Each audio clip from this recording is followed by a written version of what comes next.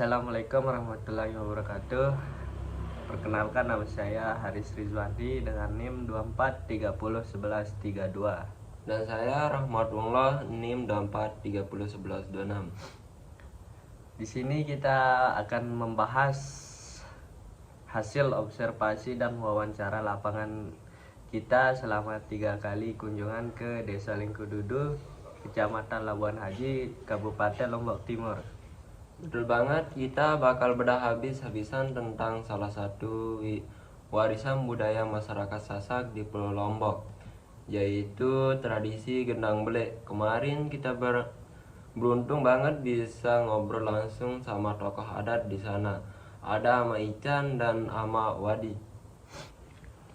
Ya, banyak banget ilmu yang kita dapat, mulai dari fungsi sosial, filosofi yang dalam, tentang ekonomi para seniman, sampai gimana cara mereka bertahan di gempuran zaman modern. Jadi, tonton atau dengerin podcast ini sampai habis. Nah, sebelum kita masuk ke hasil riset, mungkin buat teman-teman yang di luar Lombok belum tahu gendang belek itu barangnya kayak gimana sih? Ya, gendang belek itu kesenian tradisional masyarakat Sasak yang instrumen utamanya berupa 2 gendang berukuran besar.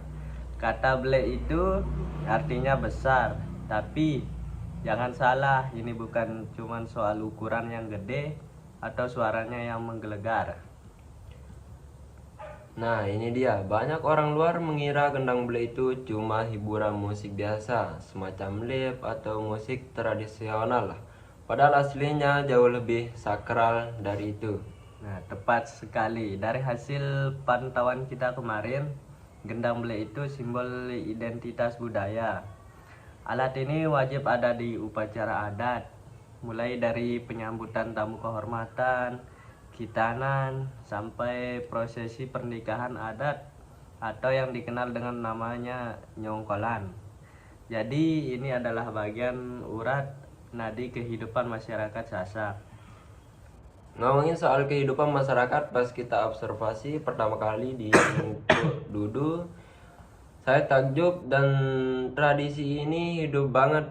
Anak mudanya rajin latihan dan para tetua adatnya teladan banget ngebimbing. Iya, rasa kepemilikannya kuat banget. Dan yang paling bikin kita merinding itu pas sama Ican cerita soal fungsi sosialnya. Sanggar Gendang Belek itu ternyata tempat mendidik karakter muda. Di sana diajarin disiplin, kerjasama, dan nahan ego. Kayak di sini saya ingat banget cerita sama Ican soal hukuman untuk di Senggar. Jadi kalau ada anggota yang berantem atau melanggar moral, mereka nggak langsung dipecat atau disegat. Nah, gimana itu kemarin sistemnya? Coba ceritain. Jadi alat musik si pelanggar ini yang diistirahatkan, si anggotanya tetap wajib tentang latihan, tapi cuma boleh nonton teman-temannya main di pinggir lapangan. Kata Ama Ican, hukuman ini jauh lebih mendidik seseorang bakal sadar pentingnya kebersamaan pas dia cuma bisa jadi penonton dan gak bisa gabung di barisan. Deep banget sih itu fungsinya, lebih dari sekedar hukuman, tapi ngena di psikologisnya. Selain karakter, nilai gotong royong juga gokil. Di lingkungan Lingkodudu kalau ada warga yang bikin acara atau anak sangar langsung turun tangan. Ada yang angkut alat atau ngatur jalan sampai jaga keamanan. Mat, masih ingat gak tentang penjelasan sama Ican filosofi alat musiknya? Itu bagian favorit saya banget sih. Ingat dong, 2 gendang utama itu kan ada gendang mama atau disebut dalam bahasa Lomboknya itu yang berarti laki-laki, dan gendang nina itu perempuan. Itu simbol keseimbangan hidup. Terus adat alat musik cing-cing dan penting yang suaranya ramai, melambangkan jiwa muda yang identik dan kreatif. Nah, terus gongnya? Nah, kalau gong itu melambangkan para tetua adat atau orang tua. Meskipun jarang dipikul, bunyinya cuma sekali, tapi begitu gong bunyi, instrumen lain harus tunduk dan ngikutin. Filosofinya, sekreatif ataupun anak muda tetap harus dengerin dan hormat sama keputusan orang tua. Keren banget ya, sampai kepakainya juga diatur. Sapu atau ikat kepala itu melambangkan penghormatan pada pikiran dan leluhur. Kalau bebat atau ikat pinggang itu simbol pengendalian hawa nafsu. Makanya Ama Ican pesan warna baju boleh dimodifikasi buat festival, tapi posisi sapu dan babat nggak boleh di otak-atik karena sakral. Tapi dibalik indahnya filosofi itu, realitas ekonominya cukup menantang. Pendapatan mereka itu di musiman, pas musim kawin atau hajatan aja. Ya betul, makanya bagi mereka main gendang beli ini bukan profesi utama untuk mencari kaya, melainkan untuk pengabdian total pada budaya.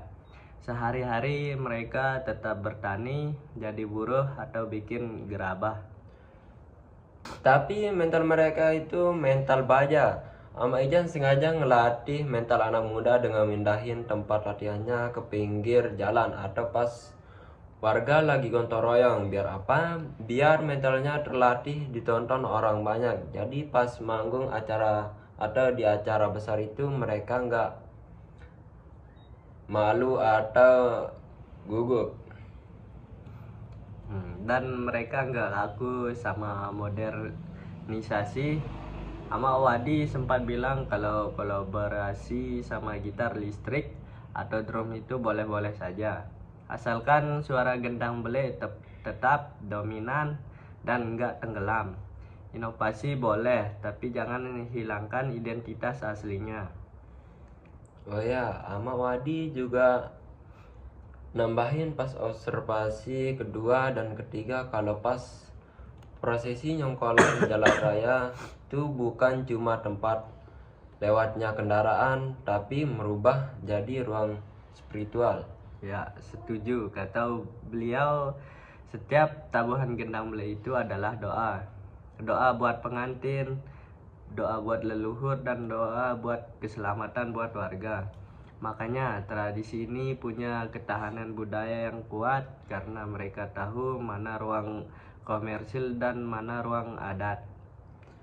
Wah, nggak kerasa kita udah di panggung observasi nih. Kesimpulannya gendang bele ini paket lengkap. Jadi pendidikan karakter, bahasa, solidaritas, moral hingga spiritual. Benar banget. Dan ingat ya teman-teman, melestarikan budaya itu bukan cuman tugas pemerintah, tapi tugas kita semua, khususnya generasi muda. Dan ternyata pandangan kita berbeda setelah melakukan observasi ini di desa Lingkududu tersebut. Kita punya fun fact, yaitu ada makna tersendiri dari cara berpakaiannya. Seperti sapu yang menghadap ke atas itu berarti Tuhan itu satu, dan songket yang sampai menyentuh tanah yang berarti kita akan kembali ke tempat asal kita, yaitu tanah. Nah, sekian dari kami. Bila ada kesalahan mohon dimaafkan. Wabillahi taufiq wal hidayah. Wassalamualaikum warahmatullahi wabarakatuh.